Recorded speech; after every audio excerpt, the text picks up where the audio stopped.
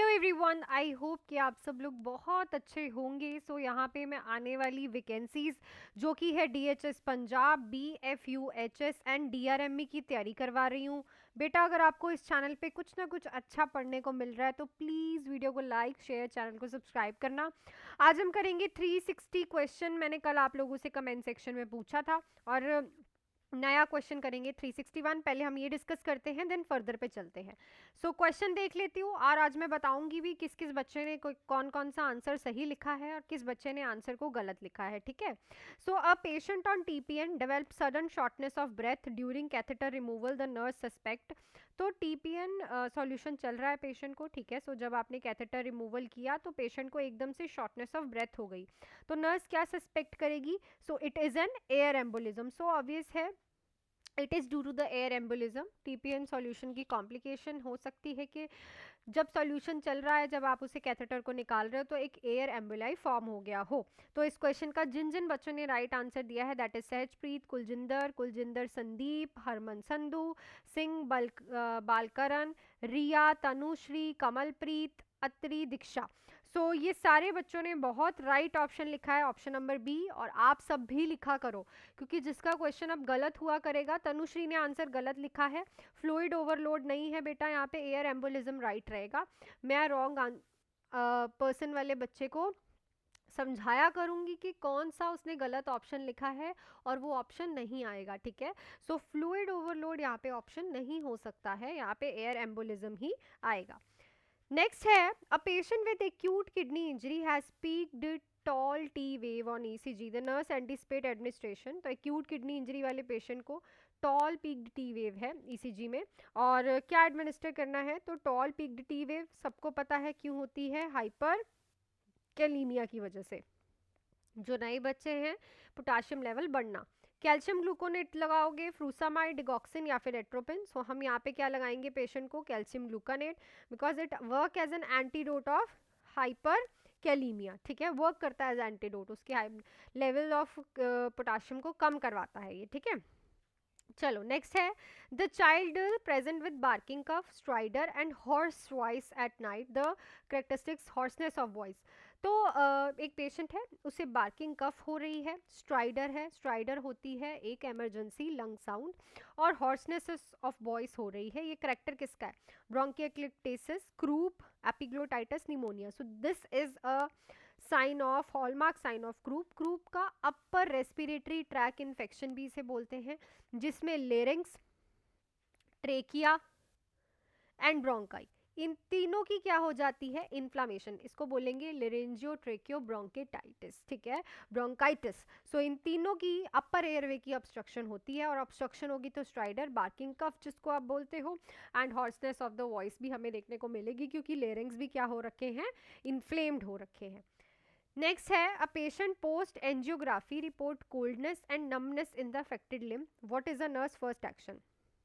Angiography हुई, angiography होने के बाद पेशेंट को कोल्डनेस एंड नमनेस फील हो रही है अफेक्टेड लिम्ब पे। पहला एक्शन क्या रहेगा? Apply heating pad, massage the limb, assess pulses distal at to the side, encourage early ambulation. तो ऑब्वियसली यहाँ पे आप पल्स चेक करोगे, because this is a sign के या तो इंटरनल ब्लीडिंग हो रही है, या तो कहीं ना कहीं क्या बन गया है? थ्रोम्बस बन गया है, क्योंकि ये दोनों ही साइन क्या दिखा रहे हैं? कि सर्कुलेशन इंटरप्ट हो रखी है। ठीक है, तो आप डिस्टल पल्स की असेस करोगे। नेक्स्ट है, a patient with ulcerative colitis has severe bloody diarrhea and abdomen distension, the nurse should suspect। तो अल्सरेटिव कोलाइटिस वाले पेशेंट के बहुत ज़्यादा सीवियर ब्लडी डायरिया आ रहा है और सीवियरली abdomen डिस्टेंडेड है, नर्स क्या सस्पेक्ट करेगी? Dumping syndrome, paralytic illness, toxic megacolon, perianal abscess. तो it is an toxic megacolon बेटा। टॉक्सिक मेगाकोलन क्या होता है?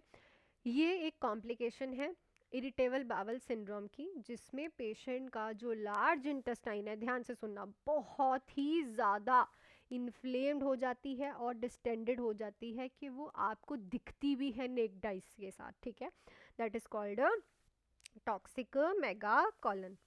नेक्स्ट है, patient with DVT is started on heparin infusion, which finding required immediate intervention। DVT वाला patient है, heparin infusion start हुआ है, क्या चीज़ यहाँ पे इमीडिएट इंटरवेंशन रिक्वायर्ड करेगी?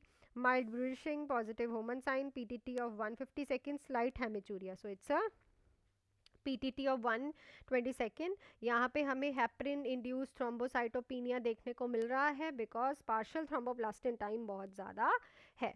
नेक्स्ट क्वेश्चन पे चलते हैं. उससे पहले आप लोग जुड़ सकते हो हमारे न्यू बैचेस में बेटा, जो कि इस नंबर पे कॉल मैसेज करके नर्सिंग एग्जाम कंटेंट की सिलेक्शंस DHS पंजाब की हो, चाहे सेंटर लेवल की हो, कहीं की भी हो, ठीक है.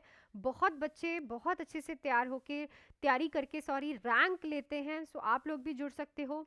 3 मंथ्स का बैच है 1999 एंड 6 मंथ्स के बैच की फीस है ओनली 3199. बहुत से बच्चे मेरे को क्वेश्चन पुट करते हैं, मैम आप ही पढ़ाते हो. यस, मैं ही पढ़ाती हूँ. एक एक पॉइंट आपको बहुत ही अच्छे से कराया जाएगा. Live and recorded full theory MCQ classes, test series, Punjabi classes and doubt classes. कोई भी एग्जाम की आप तैयारी कर सकते हो इन्हीं बैचेस में, और द बेस्ट आपको मैं पढ़ाने वाली हूँ इजी वे से, ताकि अगर आपको कहीं पे भी कोई भी चीज़ ऐसा ना लगे कि हमें समझ नहीं आ रही है. सो इस नंबर पे कॉल मैसेज करके आज ही आप लोग जुड़ सकते हो. सो नेक्स्ट पे चलते हैं. वैकेंसीज बहुत आ रही हैं. नेक्स्ट 6 मंथ्स आपके ही हैं अगर आप पढ़ते हो, ठीक है. चलो. Patient with acute glaucoma complain of severe eye pain, halos around light and nausea. Which drug should nurse accept to administer first? Acute glaucoma वाला पेशेंट है, सीवियर आई पेन हो रही है, हेलोज अराउंड लाइट है, नोजिया है. कौन सी administer करेगी nurse सबसे पहले मेडिसिन? सो एट्रोपिन, टेमिलोल, पिलोकैप्रिन या फिर प्रेडिनिसोल. सो मैंने आपको ये जब थ्योरी क्लास में भी करवाया था, मैंने लिखवाई भी थी बड़ी बड़ी करके. पिलोकैप्रिन हम देते हैं. इट इज़ एंड ये क्या करती है, प्यूपिल को कॉन्स्ट्रिक्ट करती है और इमीडिएटली ICP को डिक्रीज करेगी. बिकॉज ग्लूकोमा में ICP इंक्रीज होता है. तो ICP जब आपको इंट्राऑकुलर प्रेशर IOP ठीक कर लेना बेटा. IOP डिक्रीज करना ही सबसे फर्स्ट प्रायोरिटी होती है ग्लूकोमा में, है ना. उसी वजह से पेशेंट को सारी प्रॉब्लम्स हो रही होती हैं. तो IOP को डिक्रीज करने के लिए पिलोकैप्रिन, क्योंकि प्यूपिल को कॉन्स्ट्रिक्ट करेगी और इमीडिएटली IOP को डिक्रीज करेगी. नेक्स्ट है A client with lithium therapy present with the chorus tremor, confusion, slurred speech. What is the most likely cause? So lithium therapy वाले patient को confusion, slurred sleep, tremors आ रहे हैं.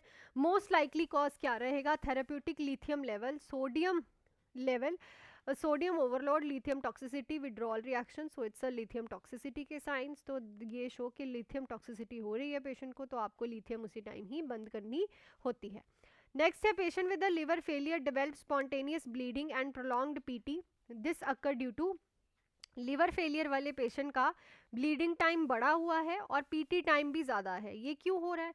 Access platelet production, decrease clotting factor synthesis, B12 deficiency, increase fibrinolysis. तो यहाँ पे क्योंकि liver properly काम नहीं कर रहा है और लिवर में ही सिंथेसिस होती है क्लॉटिंग फैक्टर की, क्योंकि पेशेंट का लिवर फेलियर हो चुका है, इसी वजह से क्लॉटिंग फैक्टर सिंथेसाइज नहीं हो रहे और पेशेंट को bleeding and prolonged PT time दिख रहा है. नेक्स्ट है A post-operative patient suddenly developed calf pain, warmth and swelling. The nurse priorities. तो post-operative patient को calf pain हो रही है, warmthness हो रही है और swelling आ रही है. Priority क्या रहेगी? Massage the leg, encourage ambulation, keep patient on bed rest, apply warm compression. तो यहाँ पे आपको पेशेंट को बेड रेस्ट प्रोवाइड करना है, which is very important thing, क्योंकि अगर पेशेंट चलेगा फिरेगा तो ये DVT के साइन है, वो DVT थ्रोम्बोसिस एम्बोलाई में बदल सकता है.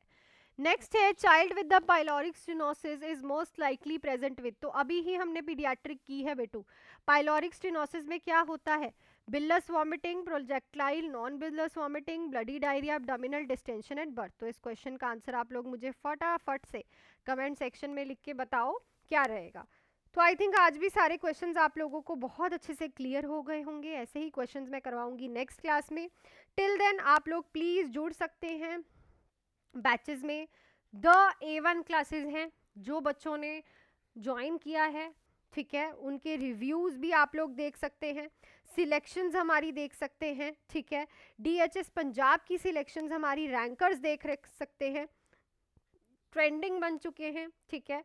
हर एक चीज़ मैं आपको फ्लो चार्ट के थ्रू कराने वाली हूँ, क्योंकि लाइंस पढ़ने का कोई फ़ायदा नहीं है बेटू जब तक कंसेप्ट क्लियर नहीं हो, ठीक है।